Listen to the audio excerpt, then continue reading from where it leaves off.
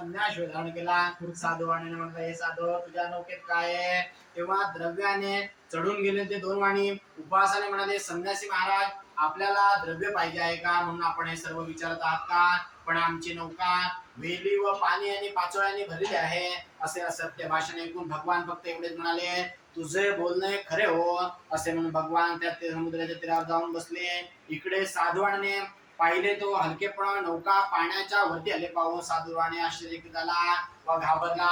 नौका पाहून तो सर्व पाला पाचोळ्याने भरलेले पाहून दिसले. हे पाहून तो अतिशय शोक लागला. तेव्हा त्यांचा जावई म्हणाला, महाराज आपण शोक का करता? संन्यासाने जो आपल्याला शाप दिला आहे त्यामुळे हा सर्व प्रकार घडला आहे. तो संन्यासी पाहिजे, आपण त्यांना शरण जाऊ म्हणजे आपले मनोरथ पूर्ण होईल. जावयाचे बोलणे ऐकून साधुवाणी संन्यासाजवळ गेला. त्याला नमस्कार करून आदरपूर्वक म्हणाला, महाराज मी आपणाजवळ खोटे बोलवतो, त्या अपराधाची क्षमा असावी. असे म्हणून त्याने साधुवाणी त्यांना पुन्हा पुन्हा नमस्कार केला. तेव्हा संन्यासवेधारी भगवान म्हणाले, तू शोक करू नकोस, माझे पूजन विसरला आहे म्हणून तुला वारंवार दुःख प्राप्त होत आहे.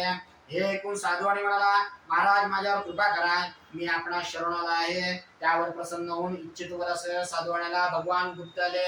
नंतर साधुवाणी नौकेवर जात होता का पूर्वीप्रमाणे नौका भरलेली दिसली. तेव्हा साधुवाण्याने मित्रांसह जावयासह सत्याचे तसांग पूजन केले. नंतर नौका पाण्यात तोडून तो घरी परताला.